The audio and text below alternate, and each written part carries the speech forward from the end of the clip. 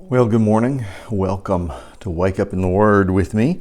I'm coming to you today, not from South Carolina, but from Tennessee. We're up here visiting some grandchildren, our daughter-in-laws and the like, and we're having a great time in the Lord.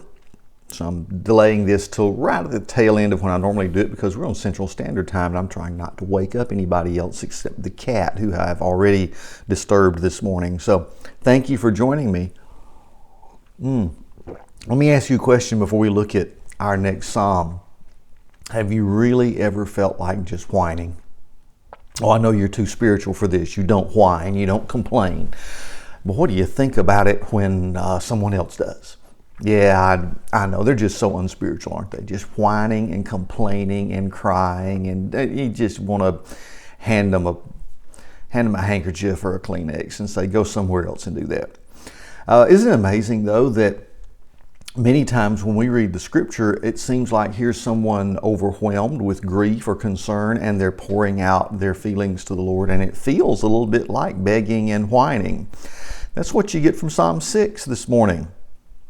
Now, we'll talk about what God thinks about that and what you should do when you're feeling the way David felt in this psalm in just a minute. But let's read it first. O Lord, do not rebuke me in your anger or discipline me in your wrath. Be merciful to me, Lord, for I am faint. O Lord, heal me, for my bones are in agony. My soul is in anguish. How long, O Lord, how long? Have you ever asked that question of the Lord? Okay. Verse 4.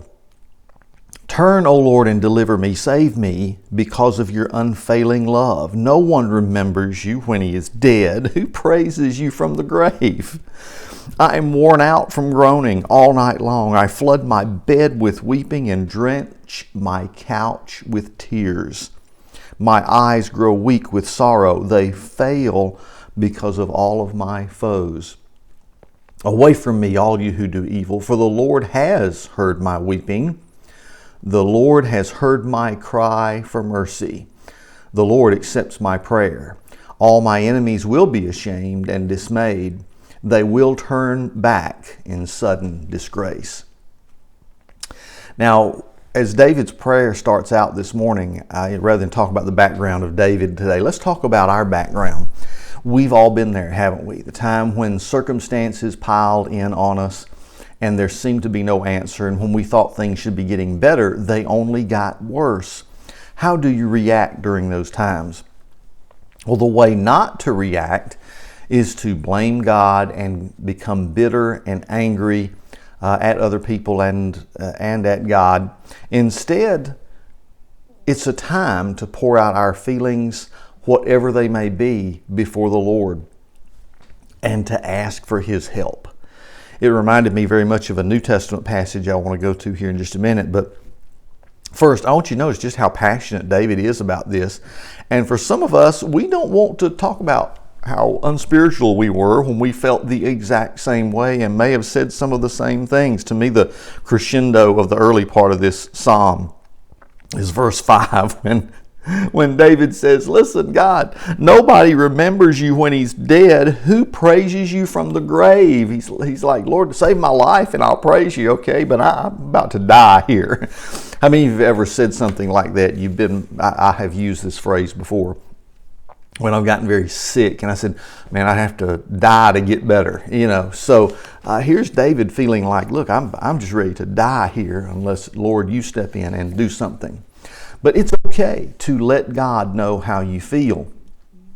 Not pointing a finger at Him, not accusing Him, recognizing who's God here and who's the frail little mortal. But in those circumstances, we can come to God and give Him our deepest and darkest and most desperate feelings. It reminded me, of course, of in the New Testament, in Hebrews chapter 4, which reminds us of this. Hebrews 4:14 says, therefore, since we have a great high priest who has gone through the heavens, Jesus the Son of God, let us hold firmly to the faith we profess. For we don't have a high priest who's unable to sympathize with our weaknesses, but we have one who has been tempted in every way, just as we are, yet without sin. So Jesus is saying, hey, look, I've taken on that veil of human flesh. If anybody knows how you feel, I do. And think about it. I've suffered every kind of physical agony you could possibly receive from human beings and go unconscious in the process. I've suffered injustice, betrayal, denial, all the other things that come to hurt you from the inside out. So, coming to my own people who I was coming to save and have them deny me and not receive me as Messiah. So it's everything from both the physical torture to the inward feelings, Jesus has experienced them.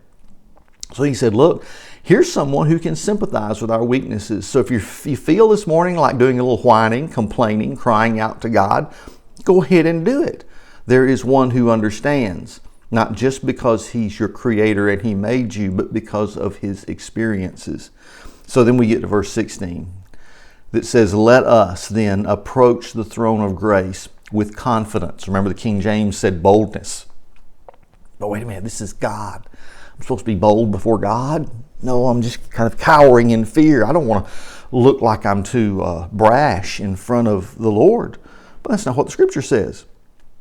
He says we can approach the throne of grace with confidence, boldness, so that we may receive mercy and find grace to help us in our time of need. So friend, if you're in a time of need this morning, cry out to God. Let Him know exactly how you are feeling. And then you'll be able to rejoice with David, who by the end of that psalm, notice how his countenance had changed, how his tune had changed. When he said, the Lord has heard my cry for mercy. The Lord accepts my prayer. And all my enemies will be ashamed and dismayed, and they'll turn back in sudden disgrace. Listen, take your deepest, darkest, most painful feelings to the Lord today, and you will be glad that you did. Well, thank you for joining me today in Wake Up in the Word. Hello, Harry Welch, one of my best friends in Valdosta. God bless you. Thank you for joining me this morning, along with all the other folks and the other names I see scrolling. I appreciate you joining me for just a few minutes, and we'll do this again in the morning as we wake up in the Word. You have a great day in Jesus.